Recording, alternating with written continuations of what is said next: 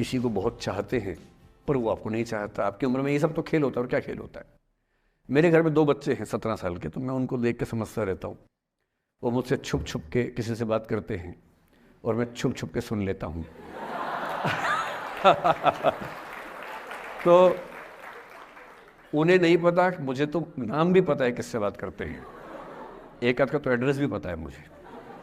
और मैं तो बच्चों को बोलता हूँ कभी जाना वाना हो तो मैं ले चलूँगा, चिंता मत करना, बोल देना कि ड्राइवर साथ में आया है, टेंशन मत लेना।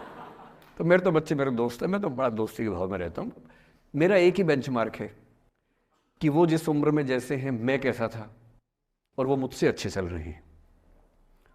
उससे ज़्यादा उम्मीद मुझे करने भी नहीं चाहिए। मैंने जो कुकृत्य 8वीं क्लास में किए थे उन्होंने 11वीं क्लास में किए, तो बहुत है। मैं ये क्यों मान के चलूं कि वो देवी देवता पैदा होंगे? मेरे ही तो बच्चे हैं भाई। जीन तो मेरे ही है, तो कैसे देवी देवता हो जाएंगे? तो ज़्यादा उम्मीदें क्यों पालनी है बच्चों से भी? मैं क्यों चाहूँ कि मेरा बच्चा आईएएस जॉब करे? क्यों करे? वो आईएएस भी क्यों करे? उसका मन करेगा तो करेगा। अगर वो कहेगा कि मुझे स्टार्टअप करना, स्टार्टअप कर लो भाई। अगर वो कहेगा मुझे कुछ और नौकरी करनी है प्राइवेट सेक्टर में, तो वो कर लो। मैं क्यों ठेकेदार बनूं उसका भाई? मैं क्यों ये चाहूं कि वो मेरे रास्ते पर चले, मुझसे बेहतर बने? ये सब बेकार की बातें हैं।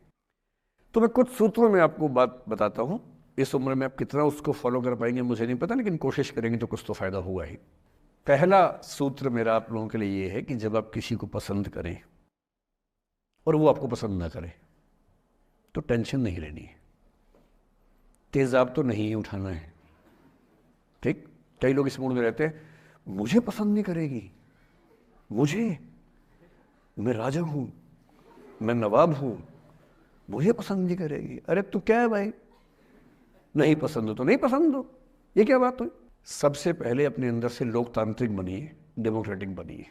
जैसे आपको हक है किसी व्यक्ति को पसंद करने का, उसको भी हक है किसी को पसंद या नापसंद करने का। यदि कोई ऐसा व्यक्ति जिसको आप पसंद नहीं करते वो आपको प्रपोज करे, तो आप उसको मना ही तो करेंगे।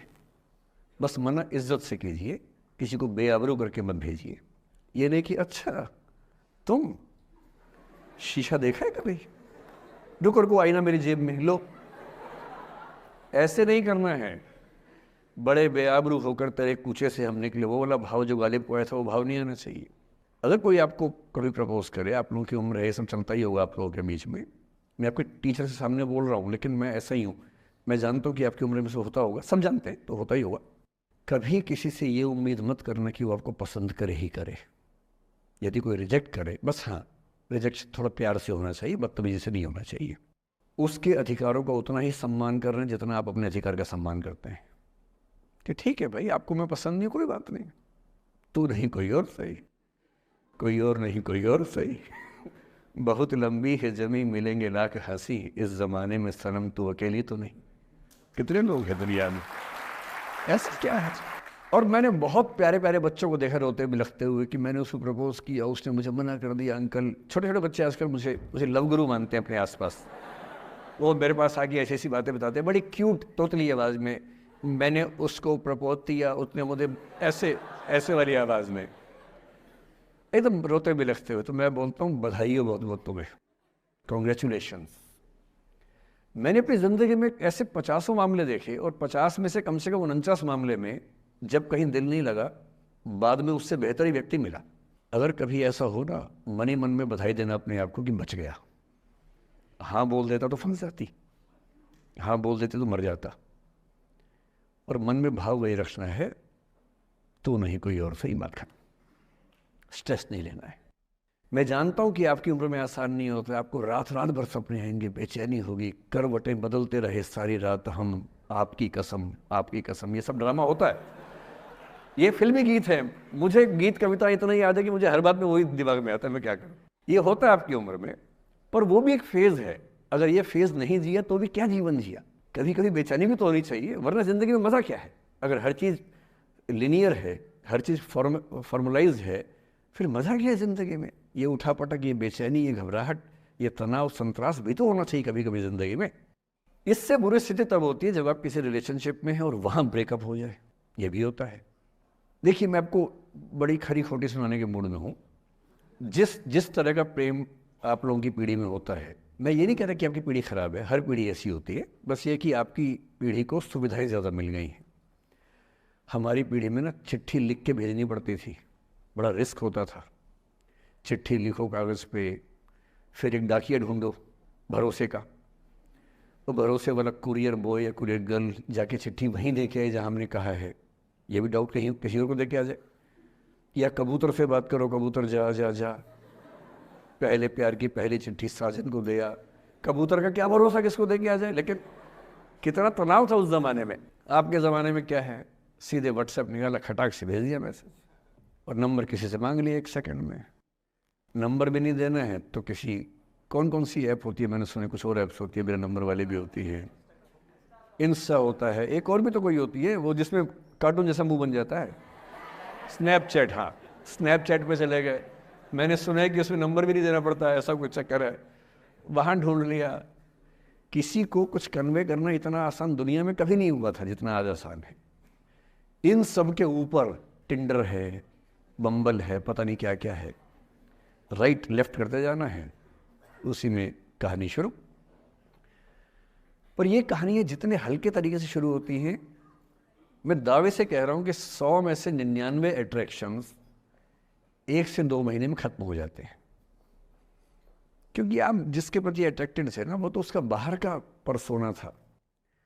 जहाँ परिचय गहरा होता है, असलियत सामने आ जाती है, और जब असलियत सामने आती है झेलना बड़ा मुश्किल होता है। आपके सपने टूट जाते हैं। आप जिस छवि पे दीवाने हुए थे वो छवि तो सिर्फ छवि थी, वो तो इंसान नहीं था वैसा। 99% केसेस में मेरा ख्याल है कि अट्रैक्शन 1-2 महीने में समाप्त होता है। उसके बाद तो एक बोझ है जो आप ढो रहे हैं। कभी कभी होता है कि दोनों का खत्म हुआ तो बात आसान है, कभी कभी किसी एक का खत्म होता है, एक का नहीं होता है, वहाँ मामला मुश्किल हो जाता है। तो ऐसा हो सकता है आपके जीवन में कि दूसरा साथी आपका ये कहे कि भैया देखो, मैं तुम्हारे साथ कुछ महीने से हूँ, पर मुझे अब अच्छा नहीं लग रहा, मैं ब्रेकअप करना चाहता हूँ। मैं आपसे निवेदन करूँगा कि ये मान के मत चलना कि उसने आपको धोखा दिया है, क्योंकि बच्चे तुरंत उस मुद्रा में आते हैं, अच्छा अब मैं कुल्हाड़ी उठा लूँगी, अब मैं तेजाब उठा लूँगा, तूने मुझे धोखा दिया है, तूने मुझे चीट किया है, you are a cheat, you are a liar, you are a पता नहीं क्या क्या। पता इंग्लिश में गालियाँ बड़ी सुंदर देते हैं बच्चे। मैं ये कहना चाह रहा हूँ कि इस बात की संभावना मान के चलिए कि हो सकता है कि आपके साथ 2 महीने रहने के बाद सच में उसको ये लग जाए कि आपके साथ ट्यूनिंग ठीक नहीं है, या आपको लग जाए कि आपकी ट्यूनिंग उस व्यक्ति के साथ ठीक नहीं है। और किसी मुर्दा को अपने पास पकड़ के रखना उसका मज़ा नहीं है। आप किसी को बांध तो लेंगे, पर जब उसका दिल आपके पास है ही नहीं, दिल विहीन लाश अपने पास टिका के रखना, एक मुर्दे को बांध के रखना, इससे बेहतर है जाने दो।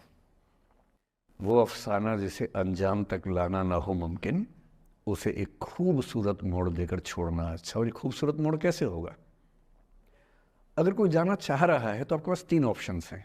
एक, ना उसको अच्छे से बात करे ना खराब से बात करे, न्यूट्रल होके जाने दे। एक, उसको धमकी दे, बर्बाद कर दूंगा, छोड़ूंगा नहीं, तो निकल के देख घर से, तेरे एड्रेस पता करवा लूंगा, मेरे साथ 50 दोस्त हैं, मेरे सारे आवारा हैं, सारे बेरोजगार हैं, सारे कुंठित लोग हैं, सारे गुंडे मवाली हैं, उनका धंधा यही है, तेरे पीछे छोड़ दूंगा सबको। एक ही तरीका है। और तीसरा ये कि ठीक है यार, ऑल द बेस्ट, जा सिमरन जा, जी ले अपनी जिंदगी। अरे ठीक है, हो सकता है मैं तुझे ठीक नहीं लगा, कोई बात नहीं, लेकिन किसी से मिलो तो बढ़िया से मिलना, तेरी ज़िंदगी अच्छी हो। मैं भी ढूंढ ही लूँगा किसी न किसी को, थोड़ी हेल्प कर दी हो, कहीं इंट्रो करवा दी हो मेरी भी, लेकिन ठीक है तू भी जा। ये होता है खूबसूरत मोड़ देकर छोड़ना अच्छा। चिपकू नहीं बनना है किसी के पीछे, ना बोरा जाना है कि तुम जाओ, मैं तो दीवाना, स्थायी दीवाना हूँ तुम्हारा।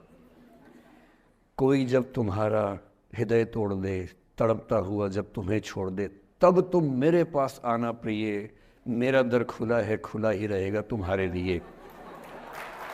वाह। पहले के ज़माने में बेरोजगारी का ये लक्षण था। हम जब छोटे थे ये गाने सुनते थे, हम यही सुन के बड़े हुए कि ऐसे ही करना पड़ता है शायद प्रेम में। तो हमारे स्कूल में लोगों ने इसका पैरोडी बनाई, जब कोई तुम्हारा सर फोड़ दे, तड़पता हुआ जब तुम्हें छोड़ दे, तब तुम मेरे पास आना प्रिय, ये क्लिनिक खुला है, खुला ही रहेगा तुम्हारे लिए, तो बस आ जाना।